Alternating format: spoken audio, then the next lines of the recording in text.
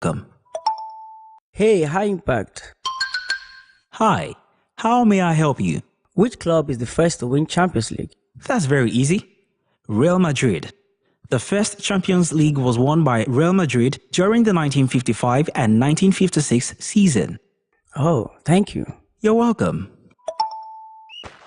You're listening to Sports in a Jiffy on impact Radio 102.1 FM Lagos.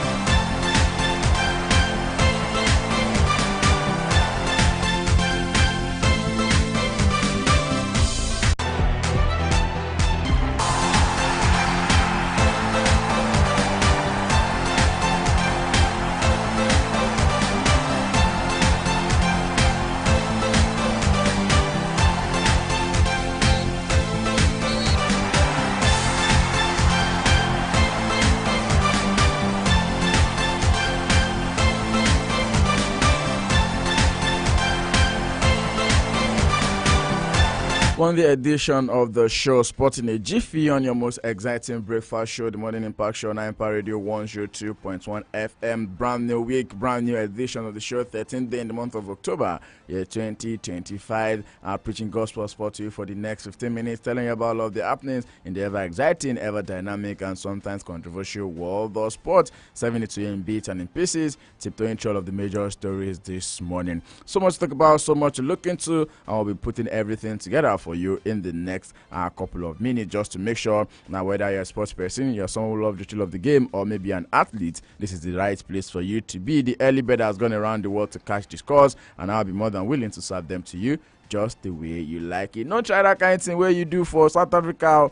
That's the world of Nigerian fans. To Stanley Nwabali, just after the Super Eagles of Nigeria were finally able to land in Uyo yesterday, after a couple of delays amid air when they had issues with their aircraft that was conveying them right to Nigeria from South Africa over the weekend. And also not too good news coming through from the Nigerian Premier Football League, as everyone is now berating the irate fans of Kano Pillars, who definitely took laws into their hands yesterday, attacking players of Shooting Star Sport Club after that 1-1 draw that happened in that particular match day 8 encounter in the Nigerian Premier Football League. We'll be talking about that in the course of the show this morning. But of course, so much to talk about concerning Nigerian Premier Football League and even the Super Eagles of Nigeria, as every all ends are said to be in glove now, looking forward to the final World Cup qualifier battle. It's been said that Ghanaian brothers are now through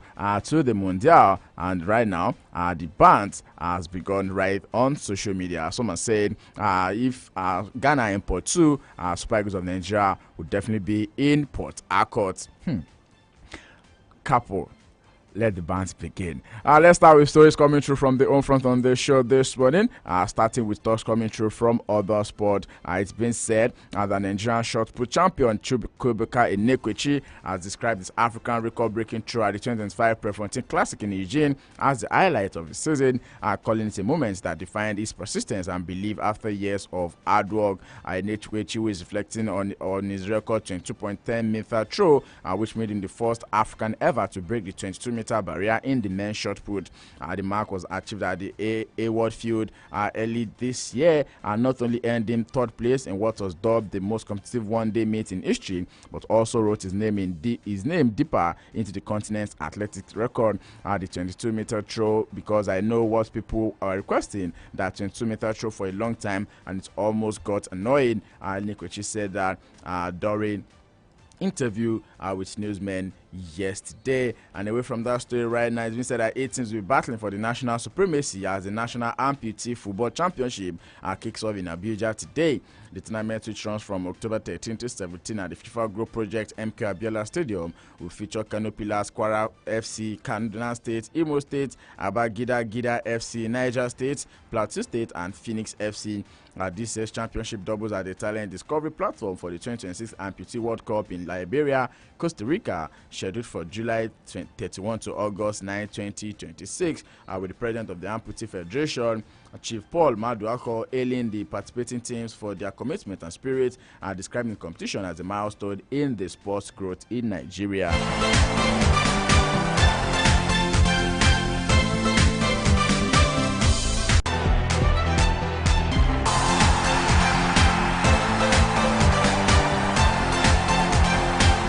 Away from that right now, straight into talks on the football scene on the home front on the show this morning. Nasarawa United have maintained their fine form and grip at the top spot in the Nigerian Premier Football League after their 2-1 comeback victory over Rangers International right there in Lafayette. The visitors struck first in 19 minutes through Wisdom Ebirim, who scored his first goal of the campaign. But the league leader has responded impressively with the last season's top scorer Anas Yusuf converting from the spot to draw level shortly after the half-hour mark. Then John Joshua completed the turnaround with the composed finish in the 67th minute to seal all 3 points for the home side. The victory now marks Nasarawa United's 5th consecutive win and extended their unbeaten streak to 7 games, underlining the remarkable transformation being engineered by their young coach, Mangoot Umbwas. Don't forget that Mangoot Umbwas at the time was with Lobby Stars, but then it's been said that one man's food is definitely another man's poison. At 19 points, Nasarawa United remain at the summit of the table, while Rangers slipped to 7th with 11 points. Seeing their 3-game unbeaten run come to an end, the Flying Antelopes will hope to bounce back when they travel to Ekene to face champions Remo Stars. In other sensors, Umaya Abia Warriors return to winning ways after their midweek setback in Enugu, claiming a 2-0 victory over El Kanemi Warriors, with likes of Catherine Ajiboye being the star performer, scoring twice in quick succession midway to the first half to hand Imama Amakakpabo's men a comfortable win. Right then, Owerri, the Oriental Derby, Eyimba's early season troubles depend as they suffered a 1-0 defeat to newly promoted Kun Khalifat. The People's Elephants were reduced to 10 men just before halftime, where Erin Dedi was sent off, and their resistance was eventually broken by a brilliant free kick from Ebuka Nkwokore midway through the second half. Right then, Kano Pillars were denied a crucial home win after Shooting Star Sports Club snatched a dramatic stoppage time equalizing a 1-0 draw with Mustafa Jibrin giving Pillars an early in 9th minute, but Adams Mustafa struck deep in the added time to rescue points for the visitors. The result is now leaving the same Mesugida struggling in 17th place with just 8 points, while Chinders extended their unbeaten run to 4 matches and climbed to 5th with 12 points. Elsewhere yesterday, Wicked Tourist and Kwara United shared the spoils in Bauchi following a 1-0 draw, while Katsina United stunned reigning champions Remo Stars 3-1 in one of the weekend's biggest upsets. Bayelsa United clash with Rivers United in Port Harcourt was postponed due to heavy rainfall and also has been scheduled for this morning. The match is currently on the way, and I'll be bringing you results from that game in the course of the show this morning. Match day is definitely delivered all of the drama, delivered the goals, and also the late twist, marking a fiercely competitive MPFL season. Continue to live up to the expectation, but some not too good expectation is what happened in the game at the Sony Abacha Stadium in Kano yesterday, and the MPFL as well as the teams board are also coming out to strongly condemn the violence scenes that occurred after the game. In a statement that was signed by the league's chief operating officer Davidson Owumi, the MPFL said it had monitored and noted with concern the disturbing reports and viral video clips from the match day 8th fixture between Kano Pillars and Shooting Stars. Owumi confirmed that the league had already contacted the match commissioner, referees and officials of Shooting Stars to ensure their safety after the incident. The league management also explained that it was waiting for official match reports and full video evidence before deciding on the next steps. It further assured that the MPFL remains committed to maintaining discipline, safety and professionalism at all league levels and venues across the country.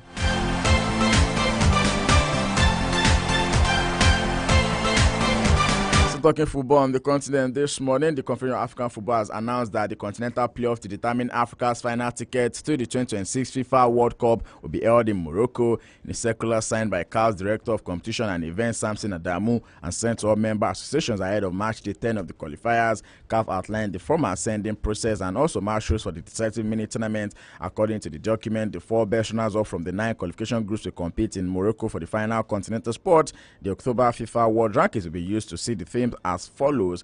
In the order of the first team is going to be the highest ranked nation, and the second team is going to be the second highest ranked nation, and the third will be the third highest ranked nation, and in that order till the fourth team will be the lowest ranked nation, and the top ranked team will face the lowest ranked in the first semi-final, while the second and the third ranked team will meet in the other semi-final. Is going to be a knockout format, which is going to be according to the FIFA rules. CAF also confirmed that the playoff will follow a single leg knockout format hosted entirely in Morocco from 13 to 16 November this year. That's going to be the next FIFA window. The 2 semi-final winners will be meeting in a final match to decide which nation represents Africa at the FIFA Intercontinental Playoff, where they will compete for one of the last available global spots at the 2026 World Cup. And talking about the 2026 World Cup on the show this morning, I will quickly go into the camp of the Super Eagles of Nigeria, where, just like I mentioned, all lines are definitely in glove right about now.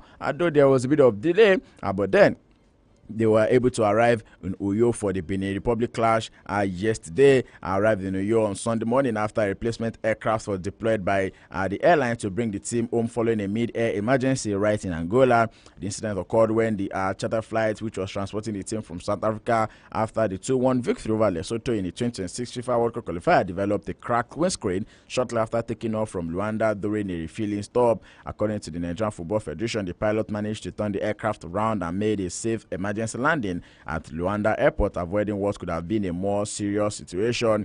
The Federation added that the airline worked closely with the Federal Ministry of Aviation, the Ministry of Foreign Affairs, and the Office of the General Chief of Staff to the President to secure the necessary flight and landing permits for the replacement aircraft to convey the team back to Nigeria. And now that the team is back to Nigeria, training, of course, commenced yesterday with 22 players said to have been part of the training ahead of the final round of qualifying match that is going to be played against the Couriers of Benin Republic tomorrow, definitely. And in the words of the former Super Eagles coach and current coach of Benin Republic side, General, is describing tomorrow's 2026 World Cup qualifier between Nigeria and Benin Republic as a game the cheaters are ready to sacrifice their lives to win, because it is once in a lifetime opportunity to play at the world's biggest sporting event. According to Coach General, Awuna coaches the Benin Republic side on the brink of history with the hitherto underrated cheaters, who need only a draw to qualify for their first World Cup. The cheaters also arrived in Uyo on Saturday to begin preparation for their big day in history. While speaking ahead of the game, he told UK-based journalists that having come this far, his words can smell the World Cup ticket and are ready to grab it. That was after their 1-0 defeat of Rwanda in Kigali.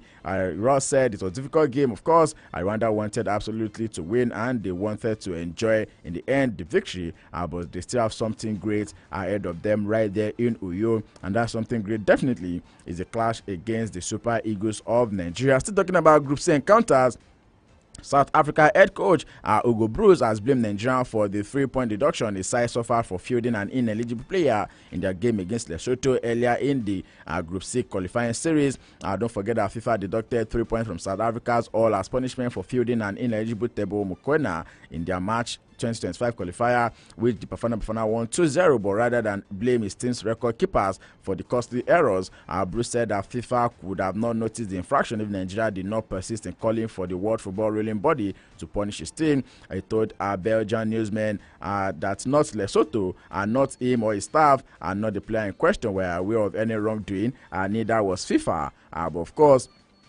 it was definitely the work of the pressure that was put in by the Nigerian football fans, which was in a losing position, and now have a chance again. Going into the last matches tomorrow, Bafana on 15 points, trail leaders, Benin Republic with 17 points by 2 points, while Nigeria on 14 points can still fancy their chances at the Godswill Akpabio Stadium in Uyo, as long as they beat Benin, and Bafana lose to Rwanda at the Mumbela Stadium on Mpalanga. The scenario has given Bafana Ugo Bruce a little hope that despite his team suffering because of poor administration by the South African Football Association, Bafana can still qualify for at the World Cup. And away from that story on the show this morning, still talking football thugs, and quickly we'll go to South America, where it's been said that no country has ever won the World Cup with foreign-born coach. But Carlo Ancelotti said yesterday that there was always a first time as the highest glory with Brazil. The Italian became Brazil's first overseas coach in 6 decades when he took over in May, and he helped the 5 times champion punch their tickets for next summer's World Cup.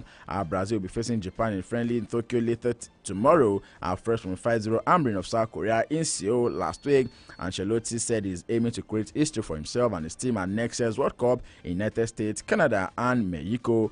Brazil made hard work of qualifying, finishing 5th in South American table. Ancelotti is their 4th coach since they stepped down following the quarterfinal loss to Croatia at the 2022 World Cup in Qatar.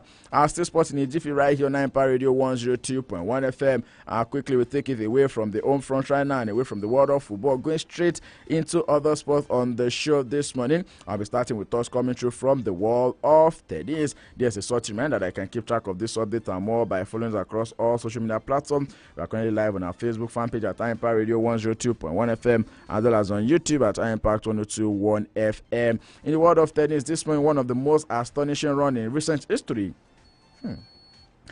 Valerie Vecharot completed a miraculous journey from being a qualifier to winning the Masters 1000 event right there in Shanghai. Guess what? On his way to this victory, he defeated his cousin, Otto Ridenkech, 4-6, 6-3, 6-3. The 25-year-old, who is a Monaco-born, arrived in Shanghai, currently ranked number 204, with just a handful of third-level wins to his name. And by this week, he has now become the lowest ranked player to capture a Masters 1000 crown, rewriting tennis history in one breathtaking week. Vecharot's triumph didn't come easy. He clawed his way through qualifying, then slid giants like Ogaroni in the quarterfinals, Novak Djokovic in semifinals, and finally his cousin in the final. With the ranking vaulting more than 160 places into the top 40, Vecharot now faces a new challenge, proving he belongs among the elite, and the tennis world will be watching closely to see whether this was a one-off miracle or the birth of a new contender. The name Valentin Vecharot won't be forgotten anytime soon, because they don't happen like that more often. It's usually one thing that definitely happens one-off. You agree with me? And according to Vecharot himself, he says it is one family that won, because defeating your cousin in an historic final right there is one thing that is going to savour for a long time. Either side, the trophy is definitely going to be in their family. And in the WTA this morning, Coco Gauff also became the first player to win her first 9 hard-court finals, as she beat Jessica Pegula in straight sets to win the Wuhan Open. The 21-year-old world number 3 won 6-4, 7-5 against her American compatriot to claim her 11th career singles title in total. Coco Gauff, who is the French Open champion, was making her second appearance at the Wuhan Open, trailed 3-0 in the second set, but dug deep to reduce the deficit to 5-3 before claiming 4 straight games to seal victory. While at 5-4, Pegula had the chance to force a final set decider on serve, but was broken emphatically by a relentless Gauff. Pegula had played in the final set deciders in all 8 of her previous matches at the Wuhan Open, while Gauff had finished off all as in straight sets. It's the first final between the two of them, but a gracious Jessica Pegula said it's an honor to have played against a friend and a fellow American in the final right there in Wuhan. Still sporting a Jiffy right here on Empire Radio 102.1 FM. Going through all of the amazing stories making the rounds in the ever exciting, ever dynamic, and sometimes controversial world of sports. Don't forget that this week in the world of Formula 1 is going to be the United States Grand Prix, and I'll be telling you what to look forward to at the circuit of the Americas, which is definitely going to be taking place from this weekend 17th to 19th. Amazing one right there to look forward to in the world of Formula 1. Away from that, straight into the world of football in Europe this morning. A bit of upset happened across the qualifiers over the weekend. Quickly giving you a recap of some of the matches that were played. Scotland were 2-1 winners over Belarus. Denmark defeated Greece 3-1. Netherlands were 4-0 winners over Finland. Lithuania lost at home to Poland 2-0. San Marino got turned by Cyprus 4-0. Romania defeated Austria 1-0. Faroe Island defeated Czech Republic 2-1. Croatia defeated Gibraltar 3-0. And in the African qualifiers, both of upsets left, right, and center. With Burkina Faso 3-1 winners over Ethiopia. Djibouti losing at home to Sierra Leone. Egypt were 1-0 winners over Guinea-Bissau. Zambia lost at home to Niger. Niger definitely second on their group right now.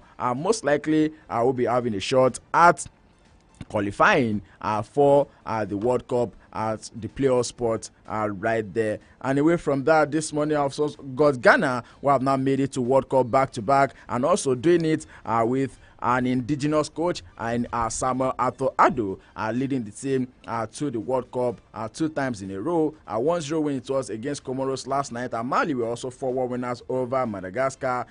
Those were the games that were playing in CAF World Cup qualifiers for yesterday. A bit of international friendlies also happened early this morning, with Mexico losing to Colombia, Malta losing at home to Bosnia and Herzegovina, and Grenada defeating Cuba 2-0. Some good news coming through is that United States of America under 20 lost to Morocco under 20 yesterday, which means the Morocco under 20 boys are now through to the semi-final, and they'll be playing against Argentina under 20 right there at the ongoing FIFA under 20 World Cup currently happening in Chile. Later today, a bit of matches will be happening with Northern Ireland in the UEFA World Cup qualifiers, playing against Germany. Slovakia will be hosting Luxembourg. Slovenia will be hosting Switzerland. Sweden will be hosting Kosovo. While in Group D, Ireland will be hosting France. Ukraine will be hosting Azerbaijan. In Group G, North Macedonia will be hosting Kazakhstan. Wales will be up against Belgium at about 7:45 p.m. Nigerian time. A bit of international friendlies where Uzbekistan will be hosting Uruguay. Montenegro will also be hosting Liechtenstein right there at about 5 p.m. Nigerian time. Norway under 20 also played earlier today, losing to France under 20 at the FIFA under 20 World Cup. And in CAF World qualifiers today, South Sudan will be hosting Togo at about 2 p.m. Nigerian time. Lesotho will be hosting Zimbabwe at the Group C match. Definitely a dead rubber game between the two sides. And Group D, Cameroon will be hosting Angola. Cape Verde will be hosting Eswatini. Mauritius will be hosting Libya. Why the game that is involving Eritrea, why you're hearing Eritrea factor left, right, and center is because Eritrea decided to pull out of the World Cup qualifiers, giving CAF a bit of work to do, making sure that all of the bottom teams in each of the 9 groups are going to be deducted some fair points, which is another lifeline that the Super Eagles of Nigeria might be capitalizing on in a bid to qualify for the World Cup. Equatorial Guinea will be hosting Liberia. South Tome and Principe will be hosting Malawi. Tunisia, already qualified, will also be hosting Namibia to wrap up the matches. Earlier this morning, the Nigerian Premier Football League, Rivers United lost at home to Bayelsa United 2-1. And with that, giving you what the table looks like in the MPFL before I wrap up the show this morning. Nassau United is still very much on top. 5 games on the bounce, 19 points from 8 matches. Abia Warriors are second on the log, 15 points from 8 matches. Eyimba are third on the log, 13 points from 8 matches. Rivers United are fourth on the log, 12 points from 7 matches. And down the bottom of the table, Barawa FC are currently mining either gold or crude oil at the bottom of the log with 5 points from 7 matches. Bendel Insurance second from bottom, 6 points from 8 matches. Kun Khalifat having 8 points from 8 matches. So just make that 1 point from each game that Kun Khalifat have played this season. Fourth in the Jiffy on Empire Radio 102.1 FM, and here's where I call it a wrap on the package for this morning. Many thanks to everyone who's been a part of the show. Thank you for allowing me preach the gospel of sport to you for the last 20 minutes. Talk about all of the in-singers, all of the lancer passes, the slams, and the dunks as well. Sports in a Jiffy returns tomorrow. Because in case you're tuning in for the very first time, serving this package Mondays to the Fridays from 10 a.m. down to the flip side of 10. I'm serving Sports Talk Show between 6 p.m. down to 7 p.m. on Mondays and Wednesdays, 5 p.m. to 6 p.m. on Fridays, and 2 to 3 p.m. on Saturdays. 1 hour of banter, 1 hour of rich, 1 hour of views, reviews, and all of the interviews. Ayodeji, Ajiboye signing out this morning. Stay sporty, stay active, drink enough water to stay hydrated. Go out there, be the best version of yourself. And remember, I'm going to change this morning. And I want to tell you that just in case you see someone without a smile, give yours to them. Do have a blessed and highly favored week. Good morning. From the greens of golf to the court of tennis and basketball, the Octagon